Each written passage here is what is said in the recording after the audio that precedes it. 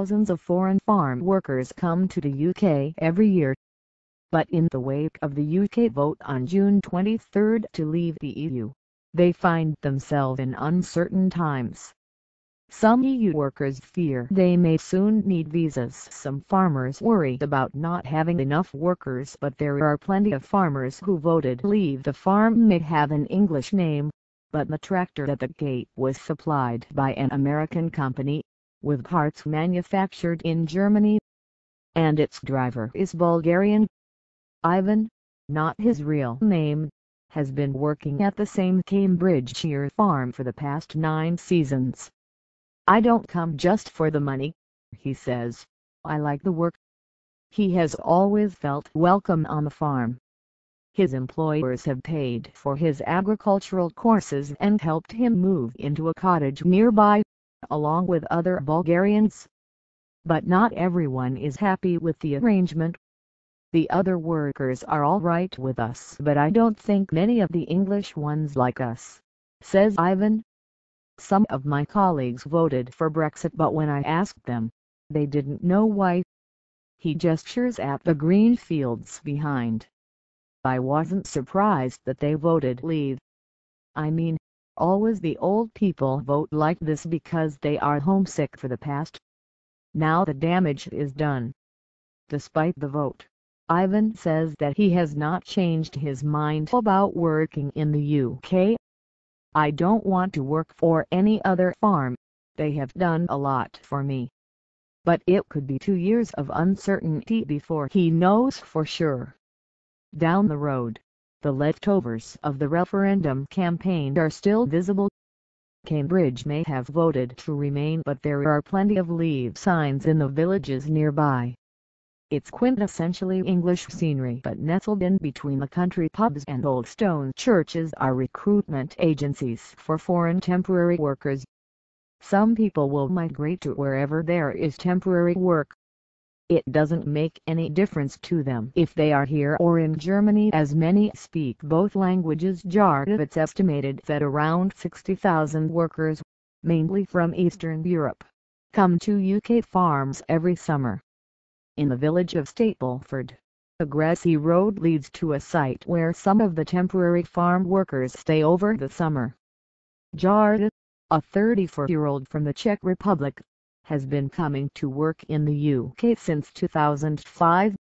People from all over the EU go through the campsite, and the idea of a falling pound has them worried. "It has an immediate effect on them," he explains. "Some people will migrate to wherever there is temporary work. It doesn't make any difference to them if they are here or in Germany, as many speak both languages." Jarda and his family have settled here. He is now the manager at the local recruitment agency, and his wife, who is from Slovakia, works at a nearby pharmaceutical company. The vote has not changed their plans for now, but Jarda will keep a close eye on events. "It's just kind of something at the back of our heads now, that we need to think about a plan B." He's never felt unwelcome before, but there's a lot on Facebook about people being threatened. All this adds up. 2 of his workers left on Friday, citing the referendum result as the reason. Leon, the managing director of their recruitment agency, says that there is a lot of confusion among workers about how immediate the effect will be. "This endless, closer political union and free movement of people, that wasn't part of what we went in for." Robert Law, a guy called me from Poland. He currently doesn't work for us, but his sister and brother are coming over next week. He called me up and asked, "Do they need visas now?" "I think a lot of people don't know what the process island. It will be sad for the industry if they eventually make it difficult for these people," he adds. Leon says that his agency has found it hard to find enough British workers. "UK agriculture cannot exist without foreign labour," explains cereal and sheep farmer Robert Law, in Great Cheeshield. "We haven't got enough staff of our own, particularly if you go further up north where the vegetables are grown." Law voted to leave the EU and was an active member of the Leave camp. His farm is thick with a sweet, musty smell of rye. As he loads his lorry, he explains that migrant workers are only a small part of the debate over the EU. I don't believe that the British bureaucrats are any less in love with red tape and bureaucracy than the European ones. David Walston. I wasn't old enough to vote in the referendum in 1975, but those who took part thought we were joining the Economic Community, the EC. We thought we were going into a free trading area, and that's what we voted for.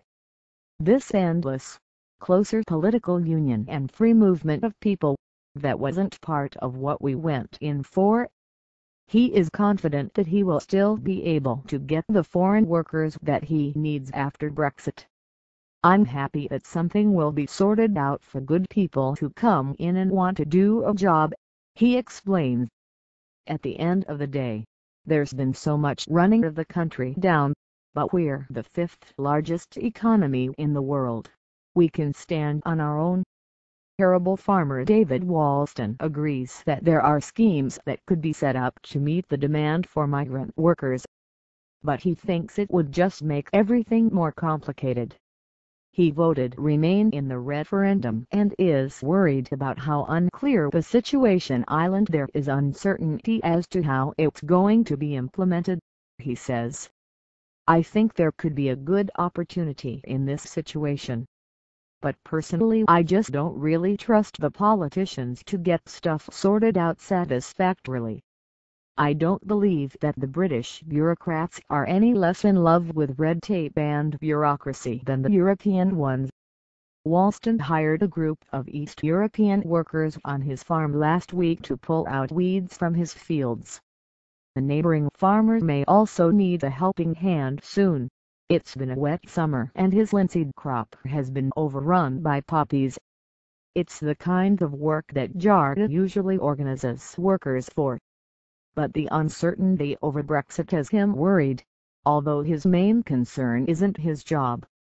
For us, as foreigners, the vote was not good at all, but we can still leave. We came here from somewhere and we can probably go back if we want to. We have somewhere to go. But for the English who have been living here all their life, it's going to be very hard.